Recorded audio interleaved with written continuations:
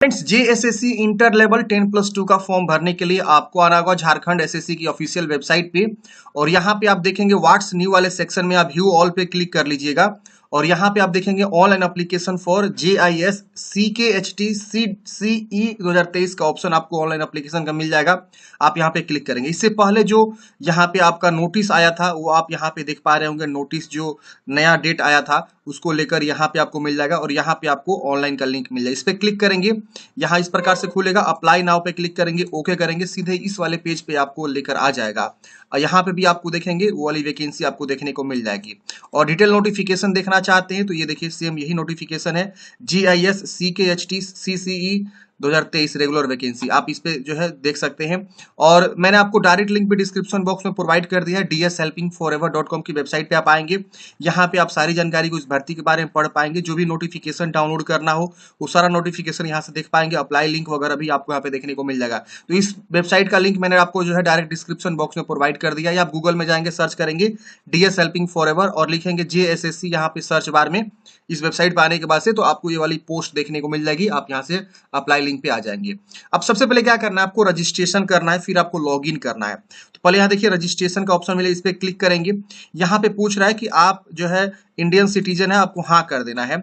अपना नाम लिखेंगे, फुल नेम लिखना जिस प्रकार से मैट्रिक पे आपका स्पेलिंग है यहाँ लिखा हुआ है। और मिस्टर MRS नहीं यूज करना है, कैपिटल लेटर में हमेशा लिखना होता है फ्रेंड्स, ध्यान दीजिएगा।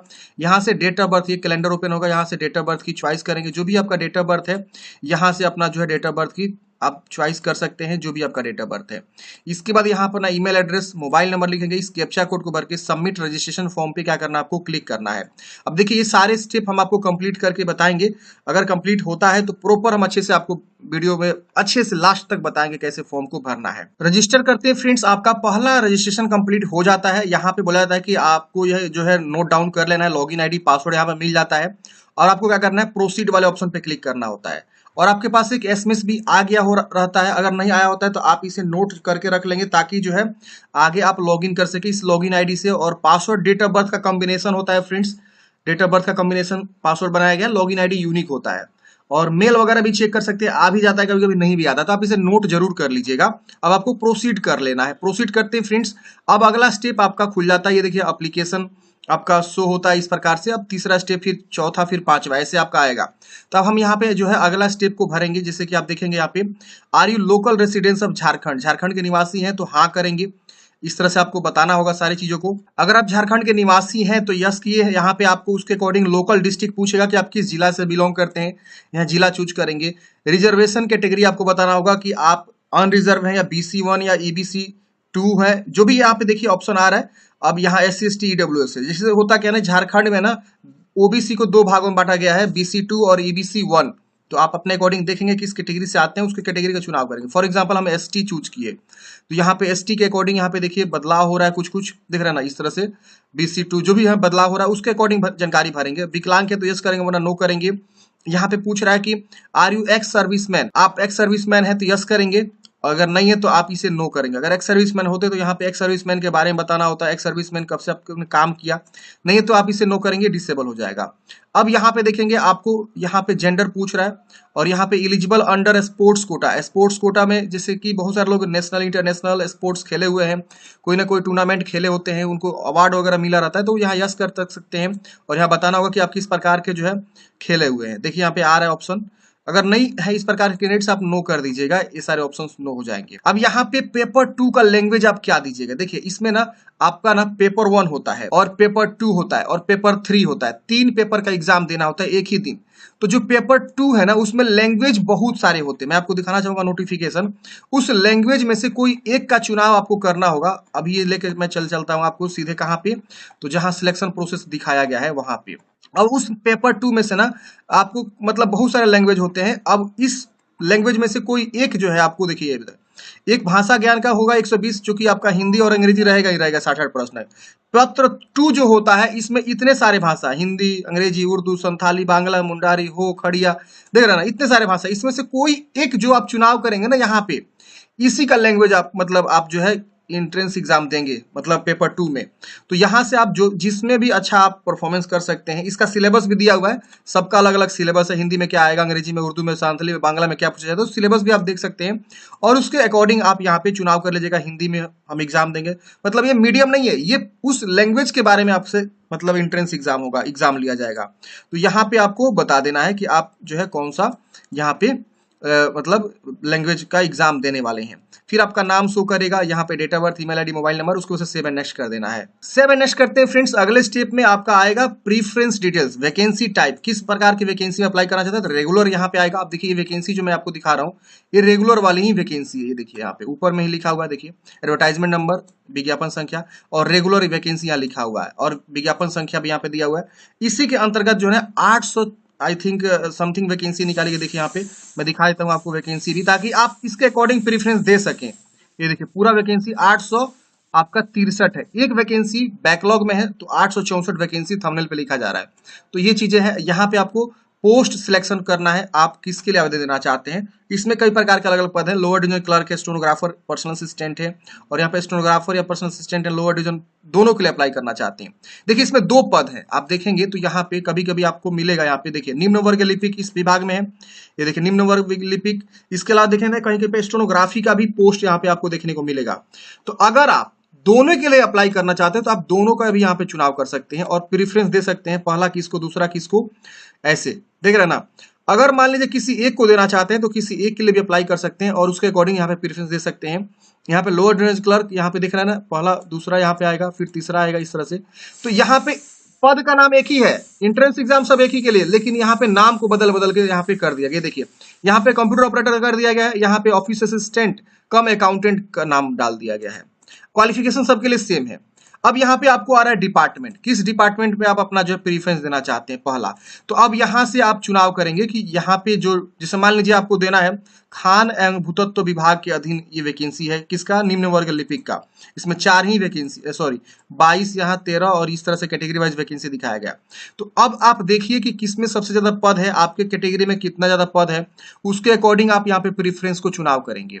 ये नहीं कि कुछ भी यहाँ पे चूज कर लिए, आप अपने पहले नोटिफिकेशन में देखिए कि कहाँ किस विभाग में कितनी वैकेंसी है, उसके अकॉर्डिंग यहाँ से आप क्या करेंगे, अपना विभाग का चयन करेंगे।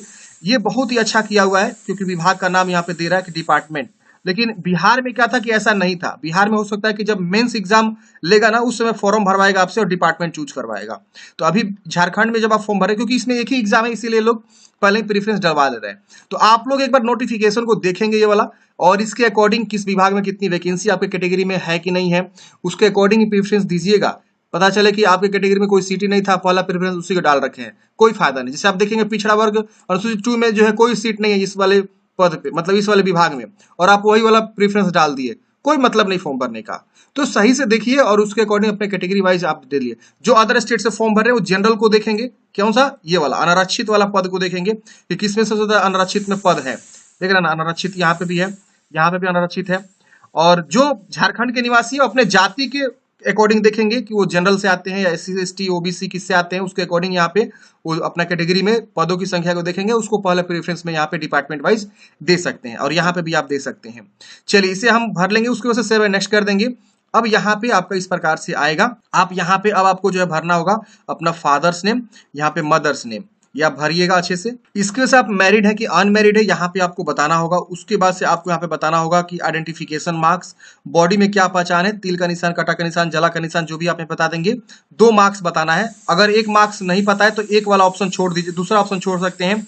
यहाँ पे आपको आधार नंबर लिखना है, यहाँ पे आपको सेव एंड नेक्स्ट कर देना है। अब अगले स्टेट में फ्रेंड्स यहाँ पे आपका mobile number, email ID show होता है, यहाँ पे आपको एड्रेस भरना है। तो यहाँ पे जो भी आपका कोरोस्पेंडेंस यानी पत्राचार का एड्रेस पूछ रहा है, तो जैसे मान लीजिए आपका गाँव विलेज से आप बिलोंग करते हैं, गांव से बिलोंग करते हैं, विलेज मान लीजिए आपका रामपुर है तो रामपुर लिखेंगे। यहाँ पोस्ट है जो भी आपका मान लीजिए रामपुर है तो रामपुर लिखेंगे। यहीं पे आप और भी पोस्ट वगैरह यहाँ पे भी लिख सकते हैं, थाना भी लिख सकते हैं इसी के अंतर्गत। अब यहाँ पे सिटी पूछ रहा है तो सिटी आप लिख दीजिए, जो भी आपका सिटी, तो विलेज, पोस्ट, थाना इसी बॉक्स में लिख दीजिएगा। प्रॉपर एड्रेस इस बॉक्स में लिख दीजिए, फिर सिटी आएगा, सिटी लिखिएगा। फिर यहाँ पे अपना सिटी में क्या, अपना डिस्ट्रिक्ट का नाम लिख दीजिएगा, गांव से बिलोंग करते हैं। और जो लोग शहर से बिलोंग करते हैं वो प्रॉपर अपना एड्रेस यहाँ पे आधार कार्ड के अकॉर्डिंग जो भी एड्रेस होता है वो प्रॉपर इसी बॉक्स में सारा भर देगा। फिर सिटी, फिर यहाँ पे स्टेट और यहाँ डिस्ट्रिक्ट लिखेगा, फिर पिन कोड लिखेगा। अब यहाँ पे आपका परमानेंट एड्रेस पूछ रहा है, अगर सेम है इसको टिक करेंगे, सेम कॉपी हो जाएगा, अलग है तो अलग अलग लिख सकते हैं, उसको से सेव एंड नेक्स्ट कर देंगे। अब अगले स्टेप में फ्रेंड्स यहाँ पे आपको ना मैट्रिक के बारे में, इंटर के बारे में जानकारी भरना है। तो मैट्रिक किस राज्य से आप पास किए हो ये बता देना है, जो भी राज्य से पास किए हैं। इंटर भी किस राज्य से पास किए हैं तो बता देंगे। फिर यहाँ पे पासिंग ईयर मैट्रिक का क्या है और इंटर का पासिंग ईयर क्या है। यहाँ पे बोर्ड का नाम आपको बताना है, किस बोर्ड से आप जो है मैट्रिक पास किए हैं। यहाँ पे भी आपको बोर्ड का नाम ही बताना है। तो जो भी आप बोर्ड है उस अकॉर्डिंग आप यहाँ पे जो है जानकारी को भरेंगे। फिर मैक्सिमम 500 का होता है, कितना मार्क्स आपको मिला हुआ है, 300 मिला है तो 300, जो भी आपको मिला है यहाँ पे आप बता देंगे, जो भी आपको मिला हुआ है। जी हाँ दोस्तों, अब यहाँ पे सेव नेक्स्ट कर देंगे। तो ये आपको मैट्रिक इंटर के बारे में जानकारी इसी प्रकार से भरना है, फिर आपको सेव नेक्स्ट कर देना है। अब यहाँ पे आपका पर्सनल इंफॉर्मेशन सारा जानकारी यहाँ पे खुल के आ जाता है। आप जानकारी को वेरीफाई करते हैं, अगर कुछ भी गलती होता है तो आप मॉडिफाई का बटन है, मॉडिफाई करते हैं। नहीं गलती होता है तो इसको डिक्लेयर करके और उसके बाद यहाँ पे आपको नीचे सबमिट का ऑप्शन मिलता है, सबमिट करते हैं। ये पूछ रहा है कि आपने सारी चीजें वेरीफाई कर लिया, कोई कोई गलती नहीं है ना, क्योंकि बाद में चेंज नहीं होगा। Are you sure? श्योर करा रहा है आपसे, आपको ओके कर देना है। ओके करते ही अगले स्टेप में देखेंगे आपको फोटोग्राफ और सिग्नेचर यहाँ पे आता है। हाँ, अब देखिए मेरा पेमेंट वाला ऑप्शन ग्रीन हो गया है। क्यों ग्रीन हो गया है भाई? तो देखिए यहाँ पे जो हमने प्रीव्यू चेक किया ना, उसके जस्ट बाद पेमेंट करने का ऑप्शन आता अगर आपका ओबीसी और जनरल से आप बिलोंग करते तो। लेकिन मेरे केस में यहाँ पे जो है फी नहीं लगा। मे भी हो सकता है आपके केस में फी ना लगे, तो आपका इसी तरह से ऑप्शन आएगा। तो आप देख लीजिएगा। अब यहाँ पे passport size colour photograph upload करना है जो 100 KB से कम होना चाहिए। सिग्नेचर यहाँ पे आपको अपलोड करना है जो 80 KB से कम होना चाहिए, और उसकी वजह से चूज करके आपको सेव एंड नेक्स्ट कर देना है। फोटो सिग्नेचर अपलोड करके फ्रेंड्स जैसे आप नेक्स्ट करेंगे तुरंत आ जाएगा प्रिंट करने का बटन। आप प्रिंट पे क्लिक करके प्रिंट आउट निकाल लेंगे और देखिए मेरा फॉर्म जो फाइनल सबमिट हो चुका है। अब आपको कुछ भी नहीं करना है, क्योंकि यहाँ पे एक ही बार में सारा आप कंप्लीट फॉर्म को कंप्लीट कर ले रहे हैं। देखिए कंप्लीटेड यहाँ पे लिख दिया, ठीक है ना। तो ये सारा का सारा चीजें जो है हमारा कंप्लीट हो चुका। हम यहाँ से होम पेज पे आ जाएंगे, यहाँ से हम होम पे क्लिक करके आ जाएंगे। तो ये मेरा जो है पूरा कंप्लीट फॉर्म था फ्रेंड्स। कैसे फॉर्म को भरना है मैंने स्टेप बाय स्टेप करके जो यहाँ पे सारी जानकारी को बता दिया है। अगर आपके मन में कोई भी डाउट्स है कमेंट बॉक्स में पूछिएगा। अगर आपको फॉर्म में कोई भी मॉडिफाई करना है तो यहाँ पे क्लिक करके आप लॉगिन पासवर्ड वगैरह लिख के लॉगिन करके आप मॉडिफाई भी कर सकते हैं। जीएसएससी फॉर्म में मॉडिफाई करने का ऑप्शन देता है। बहुत सारे बच्चे क्या करते हैं ना, फॉर्म में गलती कर देते हैं, तो वो लोग यहाँ से मॉडिफाई भी कर सकते हैं। अगर आपको दोबारा लॉगिन करके डाउनलोड करना है, प्रिंट आउट करना है, यहाँ से आप लॉगिन कर सकते हैं। तो ये था फ्रेंड्स पूरा प्रोसेस कि कैसे आपको जो है झारखंड एसएससी इंटर लेवल के लिए फॉर्म को अप्लाई करना है। अगर आपके मन में कोई भी डाउट्स है कमेंट बॉक्स में पूछिएगा फ्रेंड्स। मिलते हैं किसी नेक्स्ट वीडियो में। जय हिंद, आपका दिन शुभ हो।